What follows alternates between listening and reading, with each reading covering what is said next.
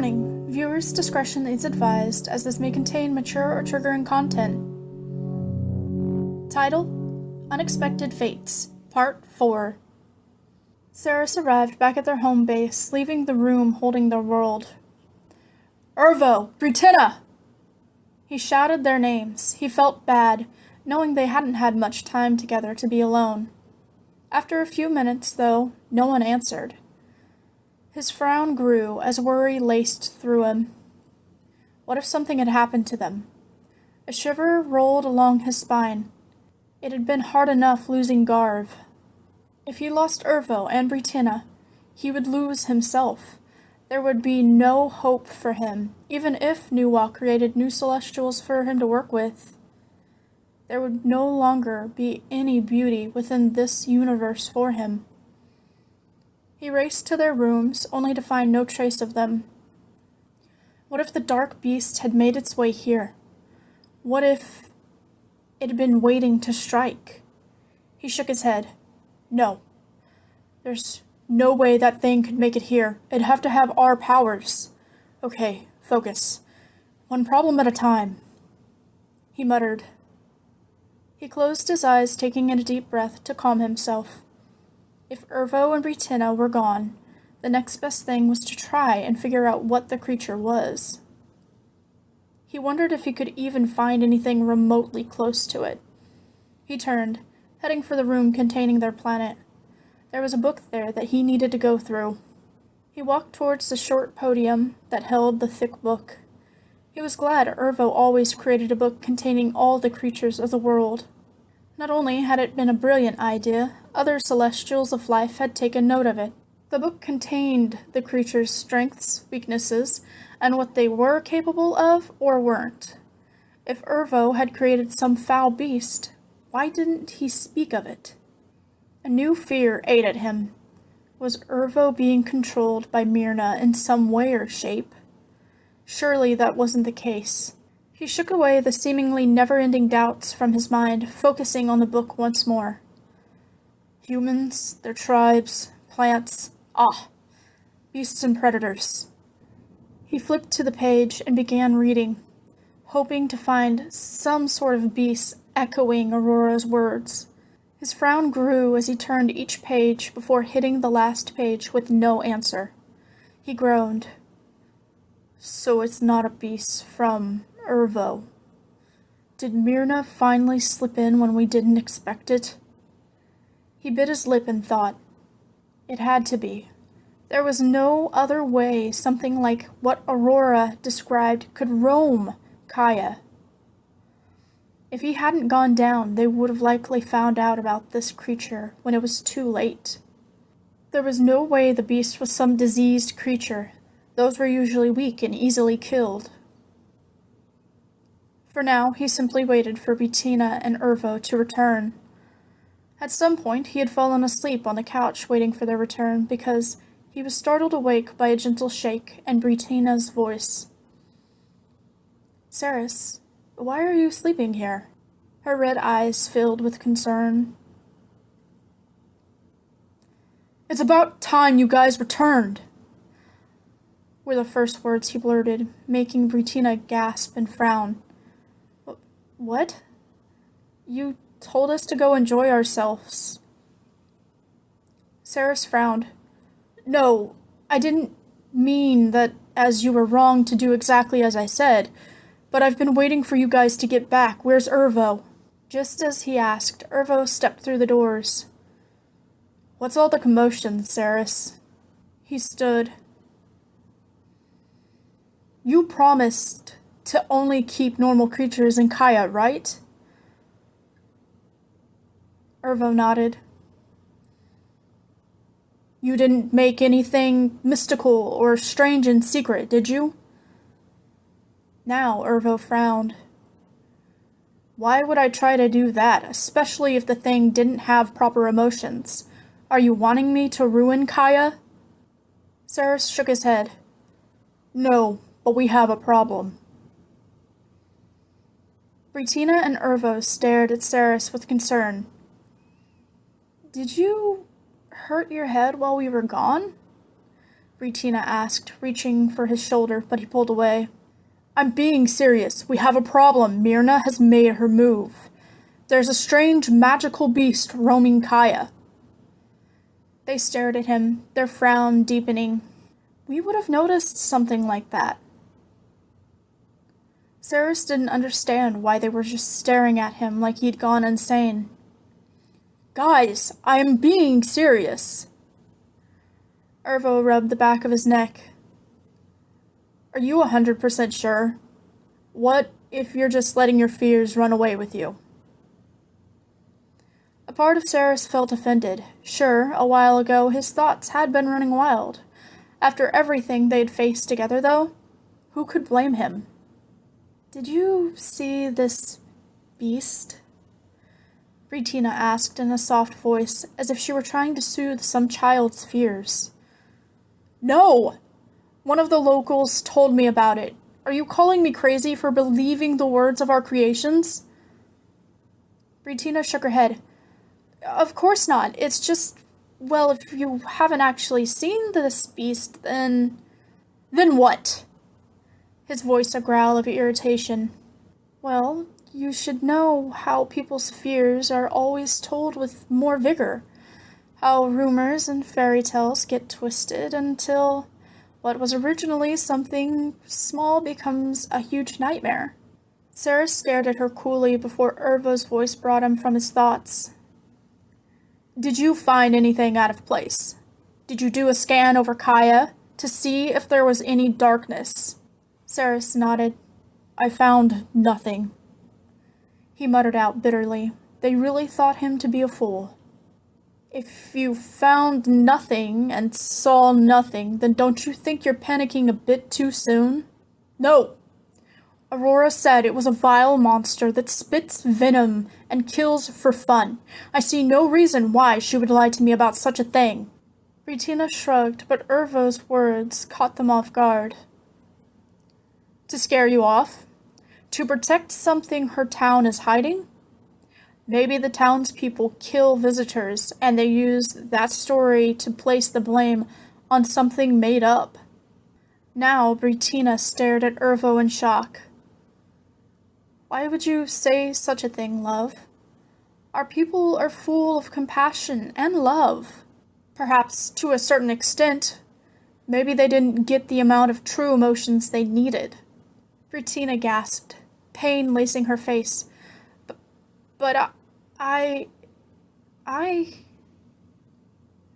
Tears pricked her eyes as Ervo's eyes grew wide. Wait, no, Bri, that's not what I meant. I don't... She held up a hand, silencing him, her eyes cold. I see how it is. And to think such things after we had such a wonderful date. She turned to Ceres. I'll visit the souls within my collection. It has been a while since I've had a deep conversation with those souls, and as the Celestial of Death, it is my duty. Since I can't seem to be the true Celestial of emotions, I'll focus on what I was originally. And I'll let you know if I can find anything. At least then I can perform my job correctly. She spun on her heel as Ervo reached for her, but she slapped away his hand, storming from the room. Silence weighed heavily on the two of them before Ceres spoke up.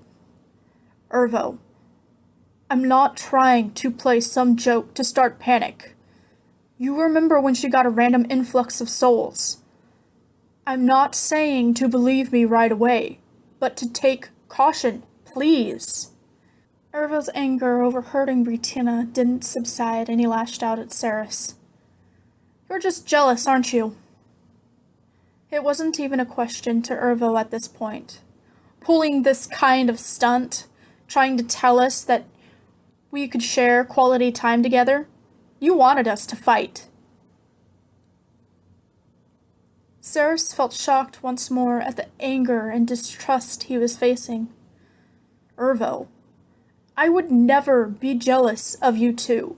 I'm happy for you both, and would never try or dare to think about stepping between you. But after all I say, you won't listen to me. It's clear to me that I'm the only one thinking clearly at the moment. Ceres took in a deep breath. I hate to say this, but with how snappy you are, and how you're treating my words so nonchalantly, how you only seem to care about yourself. I can only think of Myrna as I look at you. Ervo's eyes grew colder. Don't you dare compare me to her. She was pure evil. She started war after war, bathed in my creation's blood, for fun. Started endless amounts of conflict, and look. What are you doing? Oh, right. Starting conflict between us all. Maybe you should look at yourself first, Ceres. Ceres flinched. I wasn't trying to... I've heard enough. Go bother Britina. As she is the holder of souls, maybe she'll be able to quickly vanquish this foolishness of yours. And maybe my faith in you will be restored. Ervo's words bit into Ceres as he vanished, leaving him in the room alone. He wants to claim I broke his trust? Fine. They want proof? I will find it. Ceres hissed. He turned towards the orb before approaching it and transporting himself in Aurora's town. He stepped out from the alleyway, taking in the bustling movements of the market and the stares he was already receiving. He paused, allowing a horse-drawn wagon filled with various fruits to pass by. He walked through the seemingly endless amounts of stalls, buying things here and there, a few trinkets he hoped to take back to Ervo and Britina, despite how things had just ended. By the time he was done, he found himself on the outer edges of the medium-sized town. His mind wandered as he tried to think of ways to prove Aurora hadn't been lying.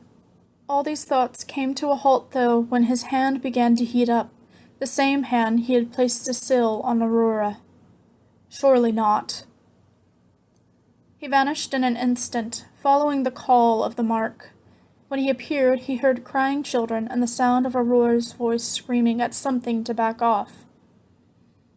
The first thing Ceres took note of was the heavy energy on the winds and the faint cry of Kaya. It made him feel slightly nauseous. How had he not sensed this beforehand? Though confusing, he had no time to put this puzzle together. Not when Aurora and 2 children were in danger. Aurora stood between the children and the foul, shadowy beast that stood on 4 shadowy legs. Thick claws crept from the dark depths, and its sharp white fangs were a strong contrast against its darker features. Black drool dripped from its maw, spilling to the ground and burning holes through it. Ceres shivered as its body twisted in unnatural manners, spazzing ever so slightly before its vibrant red eyes glued to him. A strange, oddly humanish smile crossed the beast's face. But what made it worse was the cracking and popping noises its joints made as it turned from a quadruped to a biped creature, and it began to speak. Ceres! It uttered the name, dark and menacing. Ceres had no time to play games. His silver wings appeared, and he placed himself between Aurora and the beast. He heard her gasp, but didn't care. Take the children and get to a safe place, Aurora. The kids cried, clinging to her. Their cries tore her from the shock of seeing wings appearing on Ceres. Then again, she still had been in awe at how he simply vanished before her very eyes. It was clear to her now that Ceres wasn't human. She didn't know what he was, but surely he wasn't a bad guy. I'll get the kids to safety, and then I'll come back and help, she said, ushering the kids to run. He wanted to protest her words, but she was already booking it down the path, using her body to cover the kids as much as possible. He hoped she would be too scared to return. Don't look away from me, the beast hissed, its voice strange, as it sent shadowy blades sailing through the air. Its aim was a mix of hitting Ceres and still targeting Aurora and the children. Oh, no, you don't.